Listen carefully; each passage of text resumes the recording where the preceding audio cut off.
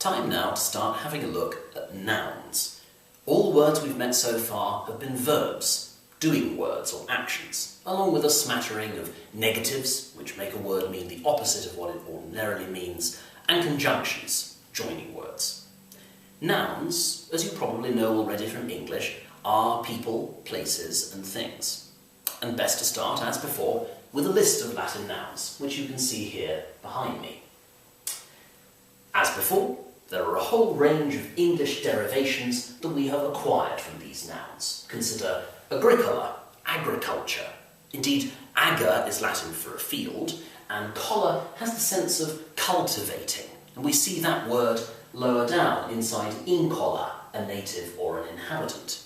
Dea, a goddess, think deity, which is a word for a divine being like a god or a goddess. Femina, woman, of course, feminine. Philia, filial. Nauta, sailor, nautical, or indeed an astronaut, somebody who sails among the stars. Poeta, a poet, is pretty straightforward. And regina, a queen. Think of the royal crest for our queen. It says E, R, and then 2 in Roman numerals for Elizabeth and Regina. And turba, a crowd, can have the sense of a mob, an unruly crowd, like a disturbance or to perturb somebody. Now, when we looked at verbs, we established that they have 3 basic properties. They have a number, singular or plural, a person, first, second or third, and a tense, like being in the present, the past, the future. And nouns also have 3 important properties. Only one of them is shared with verbs, and that's number. Nouns, naturally, can be singular or plural, and actually we can see that just within the vocabulary list here. Agricola, a farmer, is singular, there's only one of him, whereas copiae, meaning troops, is a noun that's always plural. There are multiple troops, more than one. The second property is gender. And again, if we have a look at this vocabulary list, we can see the genders of these little letters here in brackets. Latin has 4 genders: masculine, male, feminine, female, neuter, which means neither masculine nor feminine, and common, which means either masculine or feminine. Now, that doesn't mean someone's wearing a bulky sweater or something and you can't tell. It's for a word like incola here, a native or inhabitant. We're all inhabitants of wherever it is that we live. Some of us are masculine and some of us are feminine. Now, some of these genders are logical. They're what we would expect. Femina, a woman, philia, a daughter, regina, a queen. It's logical that those nouns be feminine.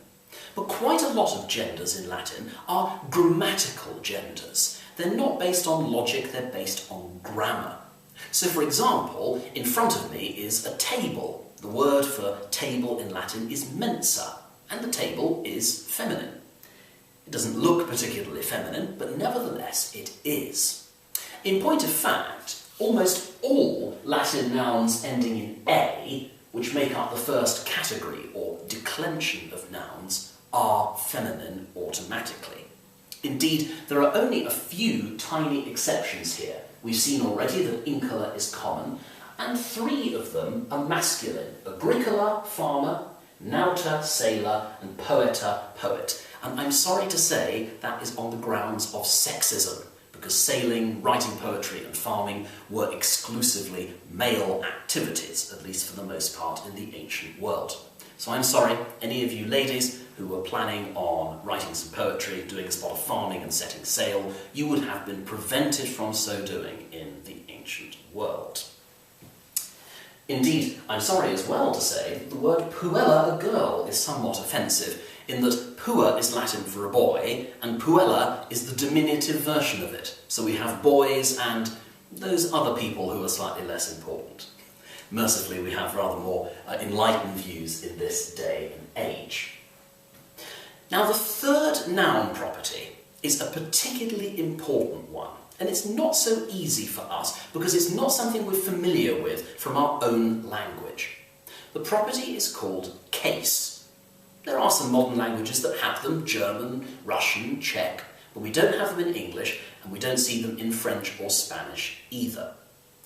The case of a noun, and this is extremely important, tells us the function or the job of the noun in a sentence. Now let's have a look at an English sentence here. The schoolmaster is hitting the boy, for good reasons, I am sure. In English, the meaning of the sentence depends on word order. We know that it's the schoolmaster who's hitting the boy because he comes at this point in the sentence. And, at the same time, we know that the boy is on the receiving end of the action. So too with languages like French and Spanish. But Latin does not work in this way.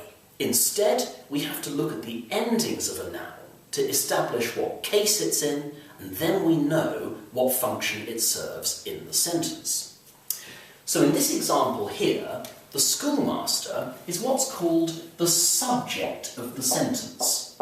He is the person or thing carrying out the action of the verb, while the boy is what's called the object of the sentence. He is the person or thing on the receiving end of the action. And is hitting, of course, is the verb that shows what it is that's going on. So, the subject in Latin, the person or thing doing the action, goes into a case called the nominative. The nominative case. Again, coming from the Latin word nomen, meaning a name, just like the word noun comes from nomen. We have two possible endings for the nominative. We have a, which is the singular ending, and ae, which is the plural ending. So let's have a look at some of these basic sentences here. Nauta pugnat. Nauta, as we can see in the vocabulary list, is Latin for sailor. Now, another important thing to note is that Latin doesn't have articles. It doesn't have the definite article, the, and it doesn't have an indefinite article, at least for the most part.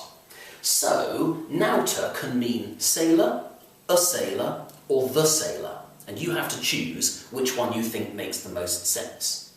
The is by far and away the most likely, so we're going to say the sailor for this sentence. Then we've got a verb saying what it is that the sailor is doing. Pugno, I hope you'll remember from the first chapter, means I fight, so the sailor fights. Or we could say the sailor is fighting. Either of those would be correct. Now in number 2, we've got a plural noun, poet, I. Poeta means poet, and poetai is going to mean poets, or here, the poets. Again, we've got a verb saying what it is that the poets are doing. Canto is sing, so the poets sing. Now, before we move on to the next 3 sentences, I just want to consider another important point of grammar. You may have noticed that our verbs here have one of 2 endings, a t or unt. This is because if I were simply to say nauta pugno, that would mean I, a sailor, am fighting. And I'm not a sailor. He is. He is the one carrying out the action of the verb. So the verb has a he ending. I, you, he, she, it, o-s-t, nauta pugnat. Whereas in number 2, multiple poets are singing. They are the ones doing the singing. I, you, he, she, it, we, you, they. O-s-t, mus, tis, unt. This is called agreement, and it is extremely important. The verb in a Latin sentence must agree with the subject. If the subject is singular, the verb is singular. If the subject is plural, the verb is plural.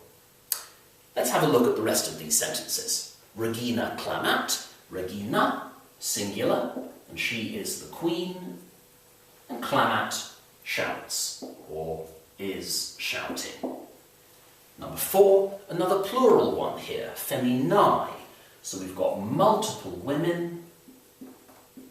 Laudo means I praise, like the English word laudable, meaning praiseworthy. So the women praise, or the women are praising. And finally, one point left to note. If we don't have a separate subject, like nauta, poetae, regina and feminae, we simply go, as before, straight to the ending of the verb. Mus means we, so we are the ones doing the action, and eidephiko means build. We build. Simple.